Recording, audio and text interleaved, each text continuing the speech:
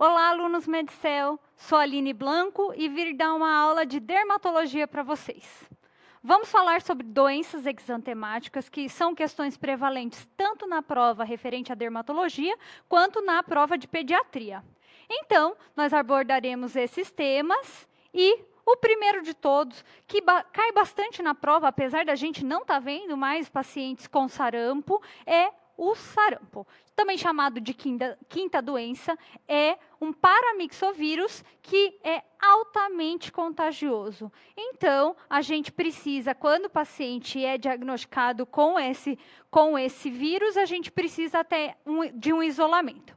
O que é importante? É inalação à transmissão dele. Então, nós precisamos sempre deixar esse paciente com restrição de contato para não ter perigo de uma epidemia. De qualquer maneira, se acontecer, nós precisamos nos lembrar de uma coisa muito importante. O nosso sarampo tem um sinal característico, que é um sinal considerado patognomônico, que chama sinal de Koplik. O que é? É um enantema, que é uma área avermelhada na mucosa jugal, que tem esses pontos brancos de permeio. Então, é muito importante que, na suspeita disso, você se lembre de fazer uma averiguação da cavidade oral. Então, o que a gente tem? Na fase catarral, são os primeiros sintomas, nós vamos ter um quadro com febre, coriza, adinamia, o paciente fica bastante prostrado, associado a adenomegalia. Logo depois desse período, deixa eu lembrar vocês, nesse momento da fase catarral, a gente já tem o sinal de Koplik. Então, passando desse momento, a gente tem a erupção cutânea. Como que ela se caracteriza? Ela se caracteriza por uma lesão que começa no tronco e parte para os membros e para a cabeça. Então, ela é uma erupção centrífuga. É muito importante vocês se lembrarem, porque é isso que está escrito na prova. Quais são as complicações que podem acontecer em um paciente que tem sarampo? Ele pode evoluir com uma pneumonia, com encefalite e diminuição das plaquetas. Não devem ser usados, nesses pacientes, não deve ser usado o AS, por risco da síndrome de Rey. A síndrome de Rey, então, é um quadro que associa vômitos, náusea, mal-estar generalizado com agitação ou outros sintomas neurológicos. Então, o paciente pode, inclusive, evoluir para convulsões e coma. Não deve ser usado o AS nesse caso. E lembrando que a gente tem... Por que a gente não tem visto mais esses pacientes com sarampo? Por conta da vacinação que é feita com vírus vivo atenuado entre 12 e 15 meses das crianças. Além dessa doença que leva a esse quadro exantemático tão proeminente, a gente tem também a rubéola. A rubéola é da família Togaviridae e também acontece inalação viral para ter a transmissão. A febre e a adenomegalia são menos intensas do que no sarampo. E depois dela, a gente entra num quadro exantemático morbiliforme. Por que a gente chama morbiliforme? Porque eles são pequenas lesões semelhantes a amoras. Então, várias partes do corpo.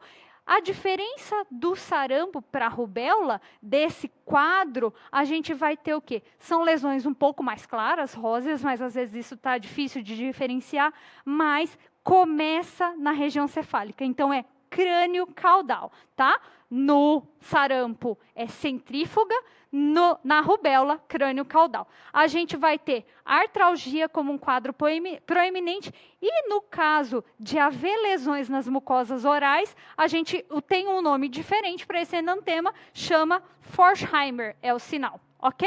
A complicação é a rubéola congênita. Então, qual é o problema? Não é a rubéola que circula na criança. São poucos os casos de pneumonite que a gente pode ter com ela, mas a questão são as gestantes, tá? A gestante adquirindo o vírus durante a gestação pode evoluir, o feto pode evoluir com rubéola congênita. Devem ser usados sintomáticos, de novo, evitando-se o AS e a vacina, que é a tríplice viral, juntamente com o sarampo, é vírus vivo atenuado e entre 12 e 15 meses deve ser feito para a criança.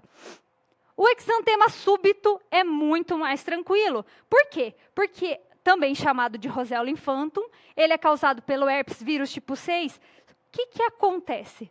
O paciente começa a ter um quadro de febre muito alta. Normalmente, são crianças entre 6 a 2 anos. É uma febre muito alta que para e abre o quadro exantemático. Por isso que ele chama exantema súbito. Então, o exantema é parecido com o da rubéola, é morbiliforme, mas ele não vai ter outros sintomas como as artralgias que a gente via na rubéola. O que é muito importante? A parte do enantema que a gente tem são chamadas manchas de Nagayama, ok?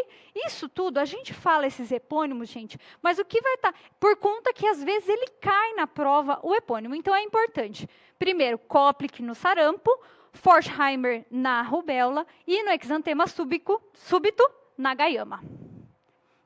O eritema infeccioso deve ser lembrado pelo parvovírus B19. O que é muito importante? Que ele é associado a, principalmente, a anemia falciforme. Principalmente não. Ele pode estar associado a portadores de anemia falciforme. Então, a inalação do parvovírus B19 leva à formação de imunocomplexos. Novamente, como outras doenças exantemáticas, vão ter sintomas gripais e artralgia, só que ele tem uma lesão bastante característica, que é a face esbofeteada. Então, fica fácil da gente lembrar, esse exantema facial poupa a região dos sulcos nasogenianos, tá?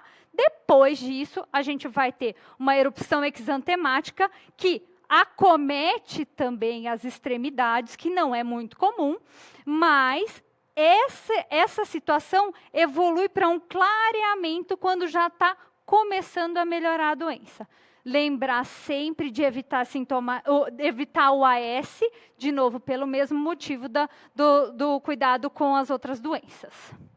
A doença mão-pé-boca já é uma enterovirose que pode ser causada pelo Coxsackie ou pelo enterovírus. Então, diferente das outras que é por inalação, você precisa de contato direto das secreções. Então, você vai ter, nesse caso, vesículas na cavidade oral. Então, primeiro na boca, depois o acometimento das mãos e dos pés. Elas costumam ser mais lesões vesiculares, pode ter o exantema junto, mas existem úlceras na região da mucosa oral, que leva a uma situação de disfagia, que deve ser tratada com sintomáticos. Qual é o problema da doença mão-pé-boca? Que no caso, se você tiver um enterovírus 71, você pode ter pneumonia, meningoencefalite e miocardite. Então, é importante acompanhar esses pacientes por conta da gente chegar num diagnóstico desse tipo de complicação. Na dengue, nós temos os arbovírus do grupo B sendo responsáveis pela doença. A faz parte do grupo Flaviviridae.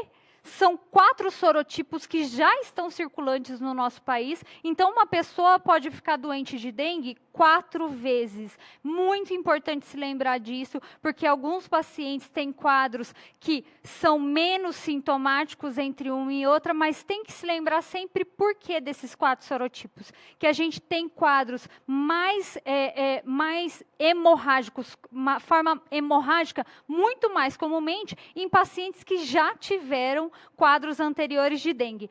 Qual que é o nosso transmissor? O Aedes aegypti. Ele é um mosquito que existia na mata e, infelizmente, foi adentrando para o nosso ambiente e carregando essa doença junto com ele. A gente tem muita febre e dor no corpo como queixa proeminente nesses pacientes, e eles relatam uma cefaleia que tem um acometimento retroocular. Então, a gente precisa se lembrar, se tudo isso estiver escrito na prova, o que mais que eles vão falar para vocês? Como que está a sintomatologia cutânea do paciente? Na forma clássica, nós vamos ter um exantema, como este, que tem essas pequenas pápulas que podem ter lesões urticariformes e associado ou não a petequias. Petequias, se lembrem, são lesões hemorrágicas pequenas. Na forma hemorrágica, o quadro é muito mais grave. temos que nos lembrar que na forma hemorrágica o paciente pode evoluir com um choque hipovolêmico, gente. Então, esse paciente merece internação para acompanhamento do quadro. Muito importante para a gente conseguir acompanhar e estabilizar hemodinamicamente esse paciente, correto? O que a gente vai ter na pele? Nós vamos ter quadros de equimoses muito mais proeminentes e múltiplas. Então, lembrem-se desse quadro grave. No caso da Zika, também, mesma família e mesmo transmissor. Só que nesse caso, a gente tem 80% dos pacientes assintomáticos.